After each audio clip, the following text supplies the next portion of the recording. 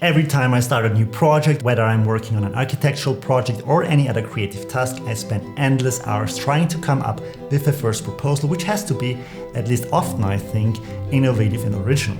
It's an obsession with originality which does not let me make progress but keeps me trapped on the same spot. Hey there, my name is Matt. I've been an architect and designer for the past 10 years, which I have studied and worked with Zaha did as well as Kazuya Sejima before I finally started to work on my own. Now I'm making videos about architecture and design, and if this is already the second or third video that you're watching from me, consider it as a sign of the universe and subscribe. Stealing is the topic that author, artist and entrepreneur Austin Kleon is talking about in his book Steal Like an Artist, which is not just dedicated to artists but to anyone working in the creative industries like design, architecture or even building businesses. Today I want to launch a new series called Book Club where we discuss the highlights of some of my favorite books and learn how to apply those principles to our own lives. The book promotes 6 key principles, so the ideas I want to show you today are: nothing is original, everything is a remix, don't wait to get started, go deeper, write the book you want to read, and simplify. Kleon starts the book off with a quote from Pablo Picasso and his bold statement which says every piece of art is theft. He also writes that if you ask an artist where he gets his ideas from, an honest artist will tell you that he steals them. Sometimes when we hear a piece of music or we walk past an artwork, we might think, oh, that sounds like that other song, or I have seen something like this already. The old me often just passed by and thought, wow, that's cool or that's ugly. But Kleon says nothing is original, and every work out there is one or the other way stolen from somewhere else. And instead of judging other people's work and saying this is good or bad work, we should rather wonder what's worth stealing and what's not. Because for Kleon, this is all there is in this world. And most importantly, everything can be taken and everything can be used for our own work. This is something that very much resonated with me. After reading that book, I started to notice that many people I'm with are judging some people's work and just walking away, not getting anything out of that moment. Now, when I see something that I don't like or doesn't work so well for me, I try to make it an opportunity to steal a part from it and use it later in my own work. But if there's no original work out there and everything has been stolen, what does this mean for us? Should we just give up and stop bothering to innovate and copy and paste? No, Kleon essentially wants us to take pressure off our shoulders, craving for true original work and running after this one unbuilt idea. He wants us to get inspired without guilt and reduce artificial roadblocks in our mind to hinder us to actually make things. Working through the process of making is the only way we can have a shot at creating work that could be potentially interesting to others. But why should we take his word?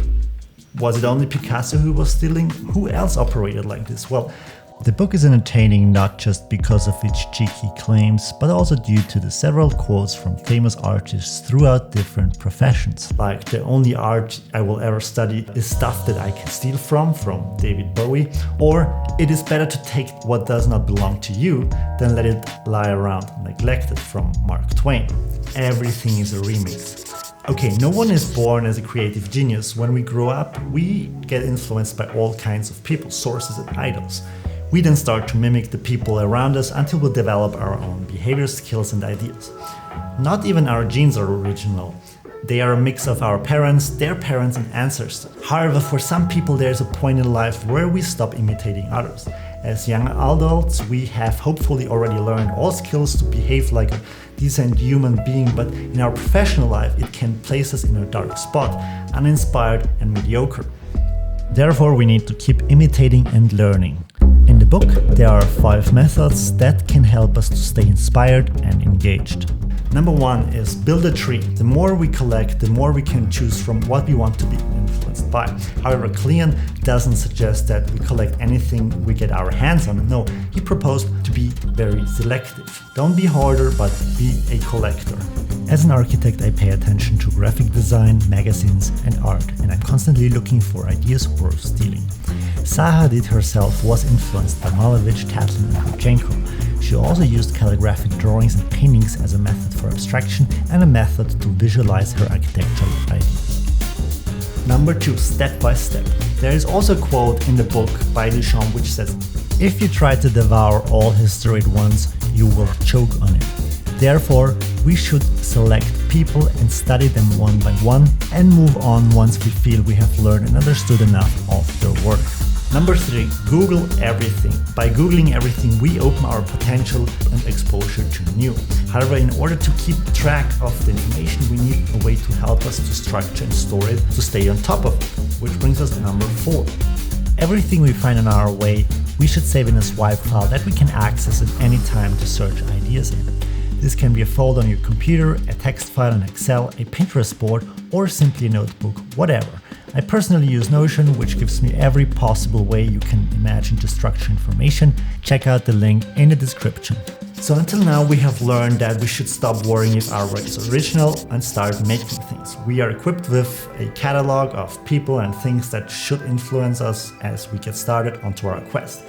But getting started is actually not so easy. It often doesn't take much to jeopardize all the spirit and energy we have built up until then. There's also a name for that, which is called imposter syndrome, which is the psychological phenomenon in which people are unable to internalize their accomplishments and rather feel like a phony or someone that doesn't know what he's doing. Cleon urges us to not fall into this trap, and instead of trying to figure out ourselves, we should keep on making things, and through that work we figure out who we are and what we want to do. Cleon writes that no artist knows what he should create or where it's coming from. They simply show up and do the work consistently over a period of time. With a little luck and talent, people will start showing interest in what we are doing. A shorter way of phrasing that is, we need to fake it until we make it. Now, as Cleon writes, a wonderful flaw about human beings is that we are incapable of making perfect copies. Our failure to copy our heroes is where we discover where our own things live. That is how we evolve. Cleon compares this process to a mechanic which takes cars apart to see how they work. In the book, there's also an interesting anecdote about the Beatles.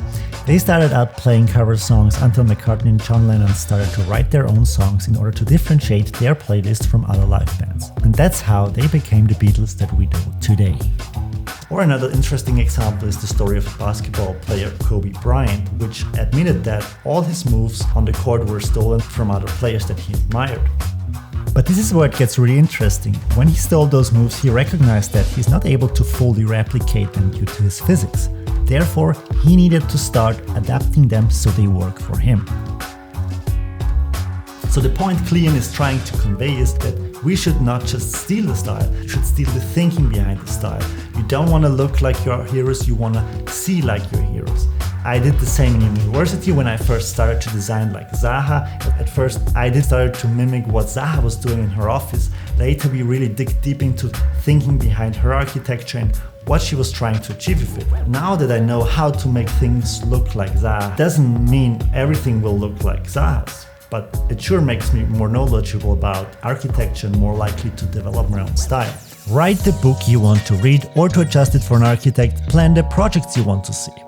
Here again, the emphasis is on making things. If we just sit around at home waiting for a client to approach us or to work on a project for him or her, we will most likely sit forever there. In addition, we will remain with the same level of skills and same speed. Instead of that, it's worth simply to start working on projects you want to see. Draw the art you want to see, start the business you want to run, play the music you want to hear, write the book you want to read, build the projects you want to use, make the videos you want to see. The last point, but a very, very important one, is simplify. In the age of abundance and information overload, those who are able to black out the irrelevant from the relevant will thrive. With access to the internet, we have almost gotten limitless possibilities that might benefit us from time to time, but gives us also a lot of options to pursue. Cleon writes that creative block is often a result of having too many of these options. I can see it in myself when I have to choose what to pursue. It often takes me days to just vaguely define what I'm going to do. Or when I'm working on a project, there are 100 different directions I could pursue and push for. In order to overcome creative block, there are 2 principles to follow. Turn off your phone and internet.